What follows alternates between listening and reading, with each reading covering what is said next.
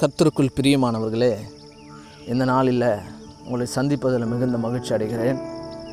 மீண்டுமாய் இன்னொரு பதிவு உங்களுக்காக டிக்ளேர் பண்ணுறேன். இந்த நாளில் பார்த்தீங்க அப்படின்னா 1 கொரிந்தியர் 2:16 நினைக்கிறேன். அந்த வசனத்தில் கர்த்தருக்கு போதிக்கத்தக்கதாக அவருடைய சிந்தை அறிந்தவன் யார், எங்களுக்கோ கிறிஸ்துவின் சிந்தை உண்டாயிருக்கிறது அப்படின்னு பவுல் இந்த இடத்துல எழுதப்பட்டிருக்கிறத பார்க்குறோம். எங்களுக்கோ கிறிஸ்துவின் சிந்தை, எனக்கோன்னு எழுதலை, எங்களுக்கோ அப்படின்றார். அப்போது ஒரு கூட்ட ஜனங்கள் அவர் கூட இருக்கிறாங்க பொழுது அவர் சொல்கிறார், எங்களுக்கோ கிறிஸ்துவின் சிந்தை உண்டாயிருக்கிறது அப்படின்னு எழுதுகிறார்.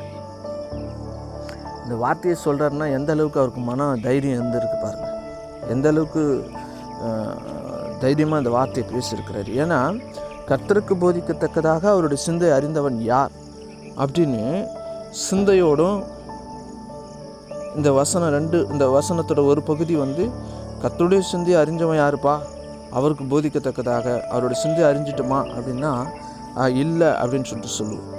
அந்தளவுக்கு பெருமையான ஒரு வார்த்தையாக இதை பார்க்குறோம். 2வது பகுதி பார்க்குறோம், எங்களுக்கும் கிறிஸ்துவின் சிந்தை உண்டாயிருக்கிறது. எதுக்கு? கர்த்தருக்கு போதிக்கிறதுக்காக இல்லை. கர்த்தர் நமக்கு போதித்த ஒரு விஷயம், அவர் நம்மை குறித்து என்ன நினைக்கிறார், தேவனை குறித்து என்ன நினைக்கிறார், கிறிஸ்துவின் சிந்தை. இது ரொம்ப முக்கியமான ஒரு விஷயம். இந்த நாளில் இந்த வார்த்தை நமக்கு ரொம்ப பிரயோஜனமாக இருக்கும். பாருங்கள், என்ன விஷயம் அப்படின்னா, எங்களுக்கும் கிறிஸ்துவின் சிந்தை உண்டாயிருக்கிறது. இது ஆங்கில வேதாகமத்தில் பார்க்குறோம்னா, we have the mind of Christ. நல்லா புரிஞ்சுக்கங்க. we have, எனக்கு இருக்குது, எனக்கு உண்டாயிருக்கிறது. we have the mind of, the mind, ஏன் மைண்டுன்னு போடல, the mindன்னு போட்டிருக்காங்க. the mind of Christ அப்படின்னா என்ன? the mind of Christ அப்படின்னா கிறிஸ்துவுக்கு ஒரு சிந்தனை இருக்கு இல்லையா, கிறிஸ்துவுக்கு ஒரு மனசு இருக்கு இல்லையா, கிறிஸ்துவுக்கு ஒரு இருதயம் இருக்கு இல்லையா, கிறிஸ்துவுக்கு ஒரு மைண்ட் இருக்கு இல்லையா. The mind of Christ, we have the mind of Christ அப்படின்னா கிறிஸ்துவுக்கு ஒரு எண்ணம் இருக்கு இல்லையா, சிந்தனை, எண்ணம், மைண்டு, அவருடைய நினைவு, அவருடைய இருதயம் அப்படின்னு நீங்கள் 1000 சொல்லலாம். அவருடைய ஆத்துமா, 1000 விஷயங்களை சொல்லலாம். அதே த மைண்ட் ஆஃப் கிரைஸ்ட், அதே மைண்டு வி ஹாவ் அப்படின்ற கிறிஸ்துவுக்கு ஒரு சிந்தனை இருக்கு இல்லையா, அதே சிந்தனை, அதே மைண்டு, அதே மனசு, அதே இருதயம், அதே ஆத்மா நமக்குள்ள உண்டாயிருக்கிறது. we have the mind of Christ. அதாவது என்னன்னா, தேவன், இயேசு கிறிஸ்து தேவனை குறித்து என்ன நினைக்கிறாரு? இயேசு கிறிஸ்து தேவனை குறித்து என்ன நினைக்கிறாரு? இயேசு கிறிஸ்து தன்னை குறித்து என்ன நினைக்கிறாரு? அதாவது ஒரு விஷயத்தை 2 பேர் ஒரே மாதிரி நினைச்சோம் அப்படின்னா அதுதான் ஏக சிந்தனை அப்படின்னு சொல்லலாம். இப்போ நம்ம குறித்து இயேசு கிறிஸ்துவும் பிதாவும் என்ன நினைக்கிறாங்க, என்ன நினைக்கிறாங்க அப்படின்னு அந்த சிந்தையை நம்ம அறிஞ்சிட்டோம் அப்படின்னா அதுதான் அவருடைய எங்களுக்கோ கிறிஸ்துவின் சிந்தை உண்டாயிருக்கிறது. இப்போ கிறிஸ்து ஒருத்தர் எடுத்துக்கோங்களேன், கிரைஸ்டை எடுத்துப்போம். கிரைஸ்து அப்பாவை என்னவா பார்க்குறாரு, பிதா எப்படிப்பட்டவர்னு பார்க்குறாரு. பிதா அவருடைய சிந்தனை என்ன, பிதாவை குறித்து அவருடைய சிந்தனை என்ன? பிதா ரொம்ப நல்லவர், அவர் யாரையும் தண்டிக்கிறவர் அல்ல, நியாயம் தீர்க்கிறவர் அல்ல. பிதா ரொம்ப அன்பாக இருக்கிறார். ஏன்னா தேவன் அன்பாகவே இருக்கிறார் என்று வேதம் தெளிவாய் சொல்கிறது. அவர்கிட்ட எந்த ஒரு இருளும் இல்லை, எந்த ஒரு குறையும் இல்லை. அவர் நிறைவானவராக இருக்கிறார். பிதாவினிடத்தில் இருள் இல்லை. அவர் அனுமதிக்க மாட்டார், பாவத்துக்கு அனுமதிக்க மாட்டார். நீ இப்படி ஆயிடு அப்படின்னு சொல்லிட்டு உனக்கு அனுமதிக்க மாட்டார். அவர் ரொம்ப நல்லவராக இருக்கிறார். தேவன் அன்பாகவே இருக்கிறார். அன்பாகவே இருக்கிறதுனால அவர்கிட்ட எந்த ஒரு என்ன சொல்கிற ஒரு கொடூரமான ஒரு காரியத்தை நீங்கள் அவர்கிட்ட எதிர்பார்க்கவே முடியாது. பைபிளில் பார்த்தீங்கன்னா பழைய ஏற்பாட்டு காரியங்களில் வந்து இவர் கோவப்பட்டார், அப்படிப்பட்டார், இப்படிப்பட்டார்னு எழுதியிருக்கிறாங்களே தவிர அது உண்மையா அப்படி தான் பண்ணாரா அப்படின்னா அவங்களுக்கு அப்படி தெரிஞ்சது தோணிச்சு அவங்க எழுதுனாங்க. ஆனால் உண்மையிலே அவர் அப்படி தானா அப்படின்னா வேதம் ஒரு வசனம் தெளிவாய் சொல்லுகிறது, இயேசு நல்லவர். இன்னொரு வசனம் தெளிவாய் சொல்லுகிறது, தேவன் அன்பாகவே இருக்கிறார். ஒன்றும் மாற்றமே கிடையாது, அவர் அன்பாகவே இருக்கிறார். உங்களை வச்சு தேவன் அப்பா இப்படி இருப்பாருன்னு நீங்கள் முடிவு பண்ணிக்காதீங்க. நான் பிள்ளைங்க மேலே நான் நேசிக்கிறேன்பா, ஆனால் பிள்ளைங்களை நான் வந்து அடிக்கிறேன்னு தண்டிக்கிறேன்னு உங்களை வச்சு அவரை நேசிக்காதீங்க, உங்களை வச்சு அவரை வந்து யோசிக்காதீங்க நீங்கள். அப்போது தேவன் அன்பாகவே இருக்கிறார். லேவிஷ் ஃபர்கிவ்னஸ் அவர்கிட்ட இருக்கிறது. ஓகேங்களா? ஓகே. ஒரு இடத்துல இன்னொரு இடத்துல பார்க்குறோம் அப்படின்னா பிதா இப்படிப்பட்டவராக இருக்கிறார். சரி, ஓகே. இயேசு கிறிஸ்து பிதாவை எப்படி பார்க்குறாரு? அவர் நல்லவராக பார்க்குறாரு, அவர் மன்னிக்கிறவர், அவர் வந்து அன்பாகவே இருக்கிறவர் அப்படி பார்க்குறாரு. சரி, ஓகே. கிறிஸ்துவுக்கு தன்னை குறித்து என்ன இருக்குது தெரியுமா? சிலுவைக்கு அப்புறம் சொல்லலாமா, ஜனங்களுக்காக பாவத்தை சாபத்தை எல்லாத்தையும் நான் சுமந்துட்டு இப்போ நான் எப்படி இருக்கிறேன் அப்படின்னா யூதராஜ சிங்கமாய் வெற்றியின் சிகரமாய் எல்லாவற்றையும் ஜெயித்தவனாய் நான் அமர்ந்து கொண்டிருக்கிறேன் என்று தன்னை குறித்து ஒரு சிந்தனை. நான் இப்போ எப்படி இருக்கிறேன் அப்படின்னா நான் பரிசுத்தமாக இருக்கிறேன், நான் நீதிமானாக இருக்கேன். முன்னாடியும் அப்படி தான் இருந்தார். இப்போது பாவத்தை சாபத்தை எடுத்துட்டு என் சகோதரர்களுக்காக நான் சுமந்துட்டேன். ஆனால் எபேசியர் 2:7 உன்னதங்களில் அவரோடு கூட நாம் உட்கார்ந்து கொண்டிருக்கிறோம் என்று வேதம் சொல்கிறது. நாம் எப்படி உட்கார்ந்துட்ருக்கோம்? நாம் விடுதலையாக்கப்பட்டவனாய், பரிசுத்தமானவனாய், நீதிமானாய், சுகமாக்கப்பட்டவனாய், ஐஸ்வர்யவானாய், செல்வந்தனாய், செல்வ சீமாட்டியாய், வேற எப்படி தங்கத்தினாலும் வைரத்தினாலும் வைடூரியத்தினாலும் நிறைந்தவனாக இருக்கிறேன். சமாதானத்தினாலும் சந்தோஷத்தினாலும் பலத்தினாலும் ஆரோக்கியத்தினாலும் நிறைந்தவனாக நான் இருக்கிறேன். இப்படி தான் நான் அவரோடு கூட உட்கார்ந்து கொண்டிருக்கிறேன். இதுவே என்னுடைய சாயலாக இருக்கிறாரு. இயேசு கிறிஸ்து நினைக்கிறாரு, இப்படி தான்பா நீங்கள் இருக்கிறீங்க அப்படின்ற ஒரு சிந்தனை அவருக்குள்ள எனக்கு குறித்து இருக்குது. இப்போது எங்களுக்கு கிறிஸ்துவின் சிந்தை உண்டாக இருக்கிறது. என்ன சொல்கிற? இப்போ என்ன கிறிஸ்துவின் சிந்தை? கிறிஸ்துவின் சிந்தை என்னை குறித்து என் தேவன் என்ன நினைக்கிறாரு, என்னை குறித்து கிறிஸ்து என்ன நினைக்கிறாரு அப்படின்றத அந்த சிந்தனையை நான் உடையவனாக இருக்கிறேன். இப்போது அவருடைய சிந்தனை என்ன? நீ விடுவிக்கப்பட்டவனாக தானேப்பா இருக்கிற. 2000 வருஷத்துக்கு முன்பாக நீ இந்த பூமிக்கே வரல, ஆனால் நீ எனக்குள்ளே இருந்த, கிறிஸ்துவுக்குள்ளே இருந்த எனக்குள்ளே இருந்த பத்தியா, நீ எனக்குள்ளே இருந்த. அப்புறம் 1992 நீ பிறக்கிற. உன்னை இந்த பூமிக்கு நான் கொண்டு வரேன், மேனிஃபெஸ்ட் பண்ணுறேன். வார்த்தை மாம்சமானதுன்ற மாதிரி இந்த பூமியில் உன்னை கொண்டு வரேன். பிறந்து வந்துட்டு இருக்கிற சூழ்நிலையில் நான் உன்னை பாதுகாக்கிறேன், நான் உன்னை பலப்படுத்துகிறேன், உன் கூட தான் இருக்கிறேன், எல்லாமே பண்ணுறேன். ஆனால் உனக்கு என்ன தெரியவே இல்லை. ஆனால் ஒரு குறிப்பிட்ட நாள் வந்துச்சு. ஆனால் குறிப்பிட்ட நாள் வந்த உடனே சுவிசேஷம் உனக்கு வந்துச்சு, நல்ல செய்தி உனக்கு வந்துச்சு. என்னென்னு? நீ விடுதலையாக்கப்பட்டுட்டப்பா. நீ ஏன்பா பாவத்தில் இருக்கிற, சாபத்தில் இருக்கிற, நோயில் இருக்கிற, இதெல்லாம் அனுபவிக்கிற. நீ இப்படிப்பட்டவன் இல்லைப்பா, நீ இப்படி இருக்க வேண்டிய அவசியம் இல்லைப்பா. நான் 2000 வருஷத்துக்கு முன்பாக உன் நோயெல்லாம் எடுத்துட்டேன், நீ நோயோடு வாழ வேண்டிய அவசியம் இல்லைப்பா. அந்த புரிதல் எனக்கு வருது பாருங்கள். அந்த சுவிசேஷம் எனக்கு கிடைக்குது. அந்த புரிதல் எனக்கு வந்த உடனே எனக்கு புரிய வைக்கிறாரு. புரிதல் வந்த உடனே ஐயோ நான் விடுதலையாக்கப்பட்டதுன்னா இத்தனை வருஷம் இப்படி வாழ்ந்துட்டேன். சரி, ஓகே. இனிமேல் என்ன பண்ணுவோம்? அவருடைய சிந்தை உடையவனாக இருப்போம். நான் ரட்சிக்கப்பட்டிருக்கேன், நான் விடுதலையாக்கப்பட்டிருக்கேன், நோயிலிருந்து விடுதலை ஆகிருக்கிறேன், சாபத்திலேருந்து தரித்திரத்திலேருந்து நான் விடுதலை ஆகிட்டேன், பரம்பரை நோயிலிருந்து விடுதலை ஆகிட்டேன். எப்போ இப்படி இப்போ நான் வெற்றி சிறந்தவனாக இருக்கிறேன், ஜெயித்தவனாக இருக்கிறேன், பாவத்தின் சாபத்தின் நோயின் தரித்திரத்தின் ஜெயித்தவனாக இருக்கிறேன் அப்படின்னு உங்களுக்குள்ள ஒரு அறிவும் ஒரு புரிதலும் ஒரு உணர்வும் நான் உங்களுக்குள்ளே வந்துடுச்சுன்னு வச்சுங்களேன். இப்போ வந்துடுச்சு, எனக்கு வந்துடுச்சு. இப்போ நான் விடுதலையாக்கப்பட்டவனாக இருக்கிறேன், நோயிலேருந்து சாபத்திலேருந்து பாவத்திலேருந்து தரித்திரத்தை நான் விடுதலையாக்கப்பட்டவனாக இருக்கிறேன். இதுதான் என்னுடைய சாயல் அப்படின்னு சொல்லிட்டு நான் அவருடைய பிள்ளையாக இருக்கிறேன்னு சொல்லிட்டு இந்த சிந்தனை, கிறிஸ்துவுக்குள்ளே இருந்த சிந்தனை உனக்குள்ளே இல்லாமல் இருந்தது. ஆனால் ஒரு நாள் வந்தது, சுவிசேஷம் அறிவிக்கப்பட்டது. அந்த நாள்லேருந்து இந்த நாள் வரையில் அவருடைய சிந்தனை உனக்குள்ளே வந்துடுச்சு. இப்போ உனக்குள்ளே என்ன சிந்தனை இருக்குது? கிறிஸ்துவின் சிந்தை உண்டாகி இருக்கிறது. என்னை குறித்து பிதா என்ன நினைக்கிறாரு, இயேசு கிறிஸ்து என்ன நினைக்கிறாரு, அந்த சிந்தனை இப்போ எங்களுக்கோ கிறிஸ்துவின் சிந்தை உண்டாகியிருக்கிறது. கிறிஸ்துவை உடையவன் தேவனை உடையவன், கிறிஸ்துவை உடையவன் ஜீவனை உடையவன்.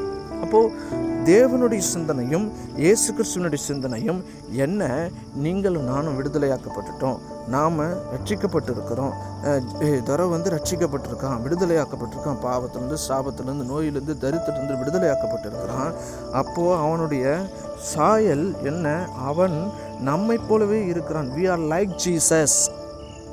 are like Jesus, நம்மை போலவே இருக்கிறான்பா அப்படின்ற இந்த சாயலை அவனுடைய சிந்தனைக்கு புரிஞ்சிடுச்சுன்னா இதுதான் கிறிஸ்துவின் சிந்தனை. இந்த கிறிஸ்துவின் சிந்தனையை நாம் உடையவர்களாய் இருக்கிறோம் என்பதுதான் சத்தியம். எங்களுக்கோ கிறிஸ்துவின் சிந்தை உண்டாயிருக்காது. இந்த தேவ சாயலில் தான் நம்ம இருக்கிறோம் அப்படின்றது தான் கிறிஸ்துவின் சிந்தனை, தேவனின் சிந்தனை. எப்பா நீங்கள் எங்களை போல தான்பா இருக்கிறீங்க, இயேசு கிறிஸ்துவை போல என்னை போல தான்பா நீ இருக்கிற அப்படின்னு அப்பா சொல்கிறாரு. அப்பா சொல்லும் பொழுது அப்பா அந்த சிந்தனை இப்போ நம்ம புரிஞ்சுக்கிறோம். அப்பா ஆண்டவரே, நான் உங்களை மாதிரி தான் இருக்கிறேன்னா, உங்களோட சாயலில் தான் இருக்கிறேன்னா, உங்களை மாதிரி நிறைவாக இருக்கிறேன்னா, உங்களை மாதிரி பரிபூர்ணமாக இருக்கிறேன்னா, ஆமாம்மா நீ எங்களை மாதிரி பரிபூர்ணமாக தான் இருக்கிற, எங்களோட சாயலில் தான் இருக்கிற, we are like Jesus, நீ தேவனை போல தான் இருக்கிற, ஆண்டவர் உன்னை நாங்கள் அப்படி தான் படைச்சிருக்கோம், உன்னுடைய சாயலில் தான், எங்களோட சாயலில் தான் நீ இருக்கிற அப்படின்னா, நீ பாவ சாயல் இல்லை, சாப சாயல் இல்லை, தரித்திர சாயல் இல்லை, நோயின் சாயல் இல்லை, பாடுகள் உபத்திரவங்கள் சாயல் இல்லை, எங்களைப் போலவே நீ நிறைவாக இருக்கிறாய், பரிபூரணம் உள்ளவனாய் இருக்கிறாய், பரிபூரணமாக்கப்பட்டிருக்கிறாய், உன்னை நான் விடுவிச்சிருக்கிறேன், ரட்சித்திருக்கிறேன் அப்படின்னு சொல்லிட்டு அவருடைய சிந்தனை இதுவாக தான் இருக்குது. இந்த சிந்தனையை நீ உடையவனாய் மாறிட்ட அப்படின்னா நீ கிறிஸ்துவின் சிந்தனை உடையவனாய் இருக்கிற. எங்களுக்கோ கிறிஸ்துவின் சிந்தை உண்டாயிருக்கிறது. ஒரு இடத்துல பார்க்குறோம், என் நினைவுகள் உங்கள் நினைவுகள் அல்ல, என் வழிகள் உங்கள் வழிகள் அல்ல அப்படின்னு ஒரு இடத்துல பார்க்குறோம். அதில் அந்த இடத்துல என்ன போட்டிருக்கு அப்படின்னா, my thoughts about mercy are not like your thoughts. உங்களோட எண்ணம் தயவாக இல்லைப்பா அப்படின்றார். என் எண்ணம் அபவுட் மர்சி, தயவுள்ள சிந்தனையாக இருக்கிறது, ஆனால் உன் சிந்தனை அப்படி இல்லை. அதனால தான் சொல்கிறாரு, என் சிந்தனை உன் சிந்தனை கிடையாதுப்பா, என் நினைவு உன் நினைவுலாம் கிடையாது, என் வழி உன் வழி கிடையாது, என் வழி தனி வழின்றார். எந்த வழி? அது இரக்கத்தின் வழி, அது மன்னிப்பின் வழி. நீ கடவுளை ஒரு மாதிரி புரிஞ்சுக்கின்னு இப்படி ப்ரீச் பண்ணாங்க அப்படி ப்ரீச் பண்ணாங்கன்னு சொல்லிட்டு கடவுளை தப்பாக புரிஞ்சுன்னு இருக்க. அப்படி இல்லை. About mercy, my thoughts about mercy, என்னுடைய சிந்தனை எப்படிப்பட்டது அப்படின்னா, என்னுடைய நினைவுகள் எப்படிப்பட்டதுன்னா அது தயவு நிறைந்தது. அபவுட் மர்சி, அது தயவுள்ளது, அது தயவு பற்றினது, அது மன்னிப்பு பற்றினது, கிருபை பற்றினது. நீ வேறு மாதிரி புரிஞ்சுக்கின, வேறு மாதிரி உனக்கு சொல்லி கொடுத்துட்டாங்க, அதனால் கடவுள் இப்படின்னு சொல்லிட்டு நீ வேறு மாதிரி புரிஞ்சுட்ட. அதனால தான் அந்த விஷயத்தை அது சொல்கிறாரு. அப்போது கர்த்தருக்கு போதிக்கத்தக்கதாக எங்கள் சிந்தையை அறிந்தவன் யாருன்னு கொஸ்டின் கேட்டுட்டு, அவருடைய சிந்தையை அறிந்தவன் என் கொஸ்டின் கேட்டுட்டு, எங்களுக்கோ கிறிஸ்துவின் சிந்தை உண்டாயிருக்கிறதுன்றது. அப்போ தேவனும் நம்மை குறித்து என்ன நினைக்கிறார், கிறிஸ்து என்ன நினைக்கிறார், இப்படிப்பட்ட சிந்தனை நான் உடையவனாக ஆயிட்டேன் அப்படின்னா அதுதான் எனக்கு கிறிஸ்துவின் சிந்தை உண்டாயிருக்கிறது. இன்னொரு விஷயத்தை இதில் நான் சொல்லிக் கொடுக்குறேன் பாருங்கள். நீங்கள் ஒருவேளை அவரை குறித்து சரியாக புரிஞ்சிக்கலனாலும் நீங்கள் இந்த வார்த்தையை சொல்லும்போது உங்கள் மனசாட்சி உங்களை விடாது. என்ன பண்ணும் அது அப்படின்னா, அது ஒரு மாதிரி குற்ற மனசாட்சிக்குள்ளே நடத்திட்டே இருக்கும்.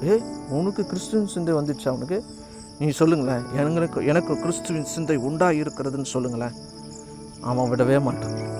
உன் சிந்தனையில் என்னென்ன மாதிரிலாம் யோசிக்கிறேன், அப்படி யோசிக்கிற, இப்படி யோசிக்கிற, கேவலமாலாம் யோசிக்கிற, அந்தரங்கமாக யோசிக்கிற, வேறு மாதிரி யோசிக்கிற, தப்பாக யோசிக்கிற, நீ போய் எனக்கு கிறிஸ்துவின் சிந்தை உண்டாயிருக்குதுன்னு சொல்கிற.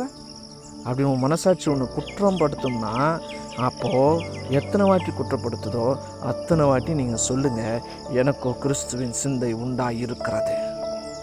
நீங்கள் சொல்லிட்டே இருங்களேன். இந்த அறிவு, இந்த புரிதல், இந்த உணர்வு உங்களுக்கு கிறிஸ்துவின் சிந்தை எனக்கு உண்டாயிருக்கிறது என்ற ஒரு பூரணமாகும் வரைக்கும் இந்த வார்த்தை உங்களுக்குள்ளே விதைக்கிறேன், உனக்குள்ளே கிறிஸ்துவின் சிந்தை உண்டாயிருக்கிறதுன்னு நீ சொல்லிகிட்டே இருங்க.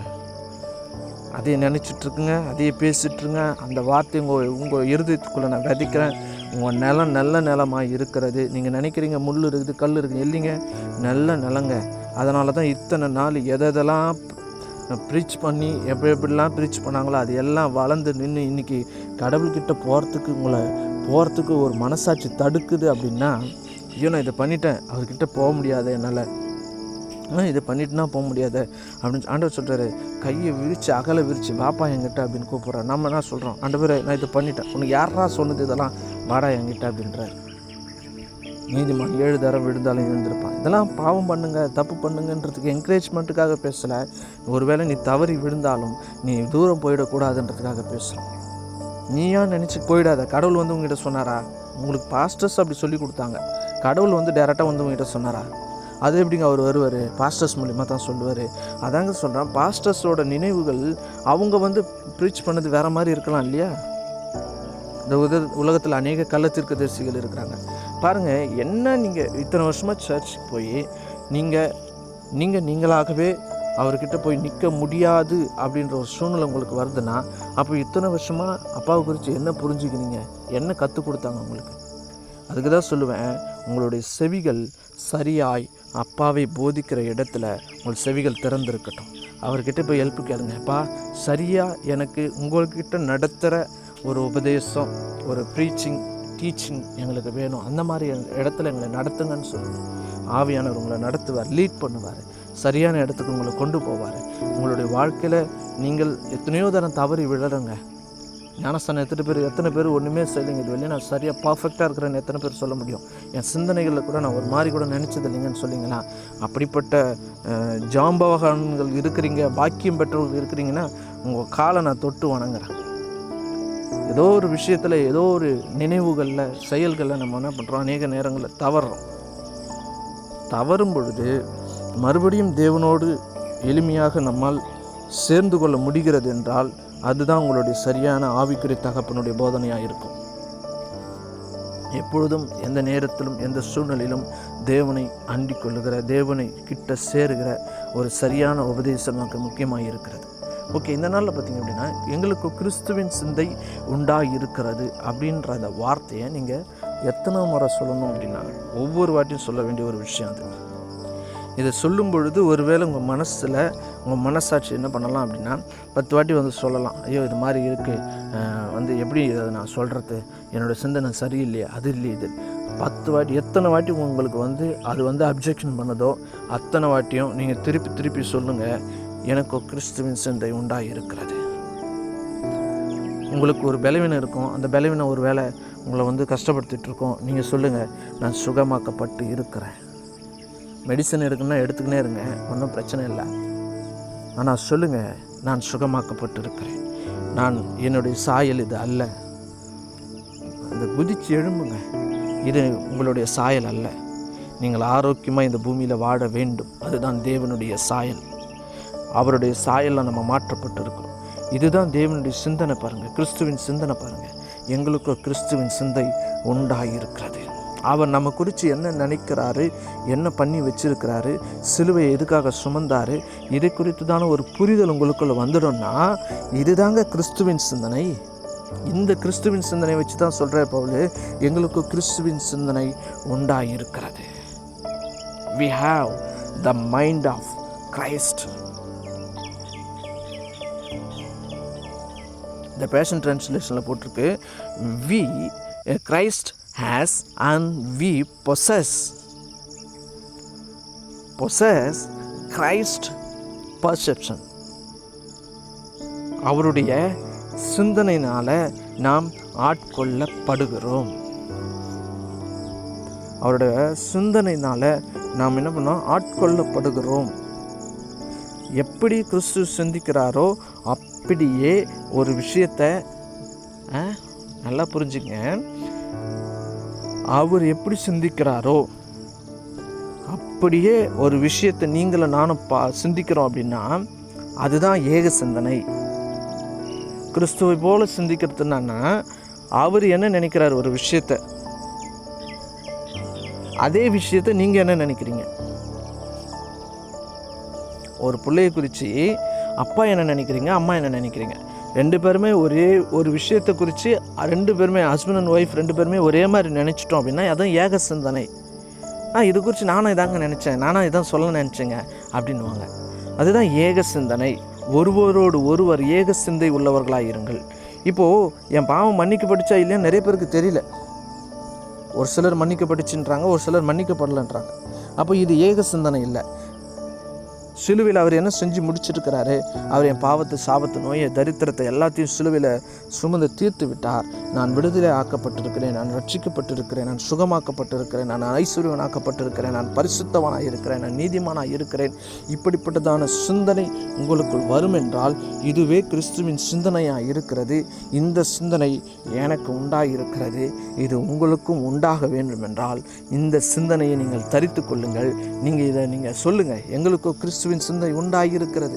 10 வாட்டி சொல்லுங்கள். நான் இதை ஃபஸ்ட்டு இந்த வேர்டை பேசணும்னு சொல்லிட்டு நான் மெடிடேட் பண்ணும்பொழுது எனக்குள்ளேயே சில காரியங்கள்லாம் வந்து நீ இப்படிலாம் நினைக்கிறல்ல, உன் சிந்தனை இப்படி இருக்குது, நீ எப்படி கிறிஸ்துவின் சிந்தனை உனக்கு உண்டாகிருக்கிறதுன்னு பேசுகிற? உனக்குள்ள கிறிஸ்துவின் சிந்தனை, உன் சிந்தனை கிறிஸ்துவின் சிந்தனை ஆயிடுச்சு அப்படின்னு எப்படி பேசுகிற? ஏங்க, அவரை போலவே அவருடைய சாயலில் இருக்கிறேன், அவரை போலவே நான் இருக்கிறேன், என் சரீரம் அவரை போலவே இருக்கிறது, என்னுடைய உடம்புலாம் அப்படி அவரை போலவே இருக்கிறது அப்படின்னு சொல்கிறோம். அப்போ என் சிந்தனை மட்டும் வேறு மாதிரி இருக்குமா? என் சிந்தனையும் கிறிஸ்துவை போலவே இருக்கிறது. எங்களுக்கோ கிறிஸ்துவின் சிந்தனை, எனக்கோ கிறிஸ்துவின் சிந்தை உண்டாகியிருக்கிறது அப்படின்னு நான் பேசுகிறேன் பாருங்கள். ஹலோ, நான் இப்போ பேசுகிறேன் இல்லையா? பேசும்போது உங்கள் மனசாட்சியில் ஏதாவது சின்ன சின்ன காரியங்கள்லாம் வந்து சொல்லும், இது மாதிரி நீ இப்படி இருக்கிற அப்படி இருக்கு. ஒத்துக்காதீங்க, அதெல்லாம் கரெக்ட் பண்ணிக்க வேண்டியது தானே. செயல் மாறணும்னா முதல்ல சிந்தனை மாறணுங்க. என் சிந்தனை இப்படி அப்படி நீங்கள் யோசித்துன்னு இருக்கிற வரையும் இப்படி அப்படி தான் இருக்கும். என் சிந்தனை கிறிஸ்துவின் சிந்தனையாக இருக்கிறது, எனக்கு கிறிஸ்துவின் சிந்தனை உண்டாகி இருக்கிறது. நீங்கள் பேசுங்க. இந்த நாளில் அறிந்து கொள்கிறீங்க, அதை புரிந்து கொள்ளுங்கள், அதை உணர்ந்து கொள்ளுங்கள். எனக்கு அதை ஃபீல் பண்ணுங்கள். உங்கள் வாழ்க்கையில் எனக்கு கிறிஸ்துவின் சிந்தை உண்டாகி இருக்கிறது, அதை ஃபீல் பண்ணுங்கள்.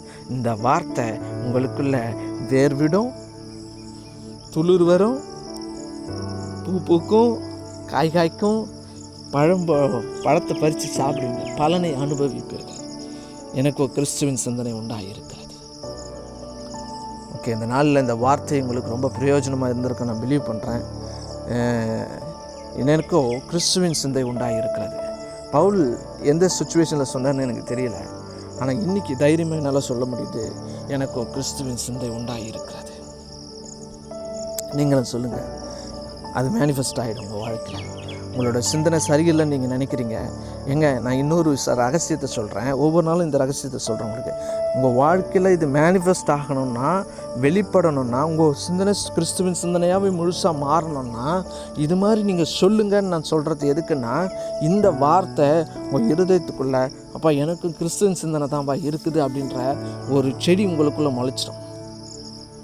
எனக்கு கிறிஸ்துவின் சிந்தை உண்டாக இருக்கிறது அப்படின்னு நீங்கள் சொல்லும் பொழுதெல்லாம் உங்கள் மனசாட்சியில் வந்து சின்ன சின்ன விஷயங்கள்லாம் பேசுது பார்த்தீங்களா, இது மாதிரி இருக்குது, அப்படி இருக்குது, அப்படி இருக்குது, நீ எப்படி இதெல்லாம் சொல்கிற அப்படின்னு சொல்லிட்டு சொல்லுது இல்லையா?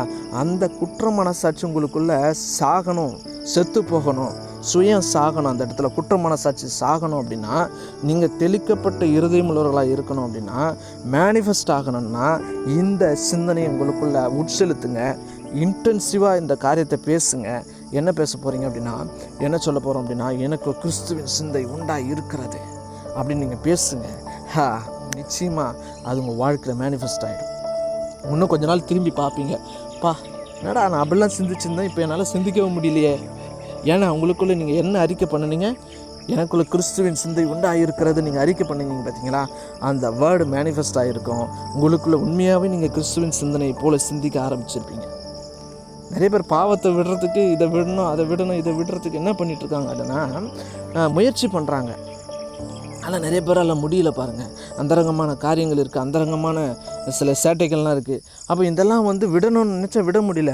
ஆனால் நீங்கள் சொல்லுங்கள், என் சிந்தனை அவருடைய சிந்தனையாக இருக்கிறது, இது அவருடைய சரீரமாக இருக்கிறது, இது அவருடைய சரீரம், நான் அவருடைய அவயவமாக இருக்கிறேன், எனக்கு கிறிஸ்துவின் சிந்தனை தான் உண்டாக இருக்கிறது, அவருடைய சாயலில் நான் இருக்கிறேன்.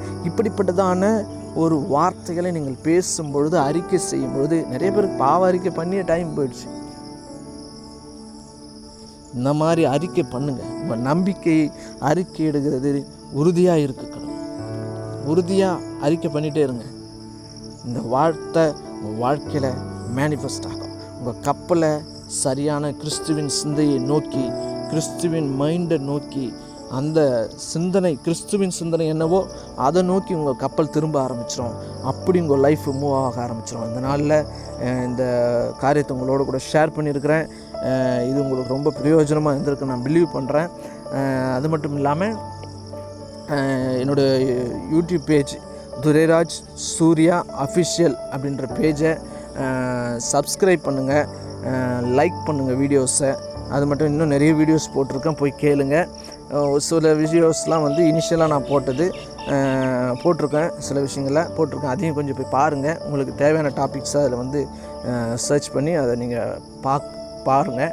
ரொம்ப பிரயோஜனமாக இருக்கும். அப்புறம் வந்து இது மற்றவங்களுக்கு ஷேர் பண்ணுங்கள். இதை நான் உங்கள்கிட்ட ஷேர் பண்ணுறேன். இதை நீங்கள் மற்றவங்களுக்கு தெரியாதவங்களுக்கு இதை நீங்கள் ஷேர் பண்ணுங்கள். அது அவங்களுக்கு பிரயோஜனமாக இருக்கும்.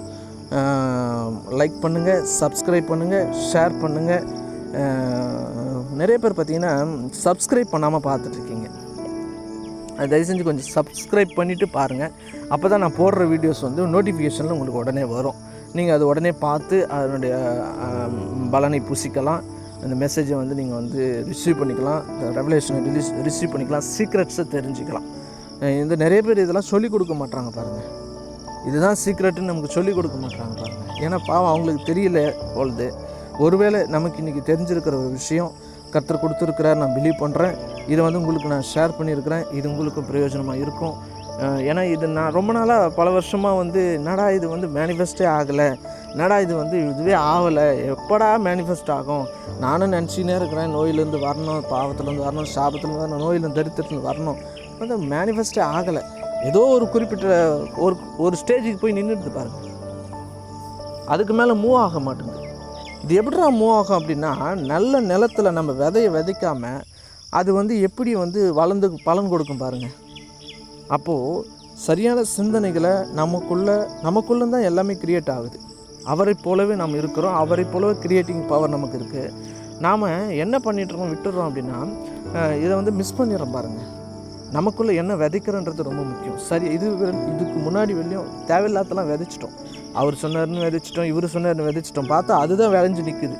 அப்போது நான் என்ன பண்ண போகிறேன்னா, இல்லைமே இந்த விதையை எடுத்து விதைக்க போகிறேன். முள்ளை விதைச்சிட்டாங்க.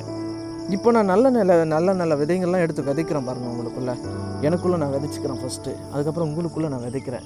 இது பார்த்திங்கன்னா மிகுந்த பலனை கொடுக்கும். இதுதான் சத்தியம். சத்தியத்தை நீங்கள் எடுத்து விதைக்கும் போது சத்தியம் உங்களை விடுதலை ஆகிற பாருங்க.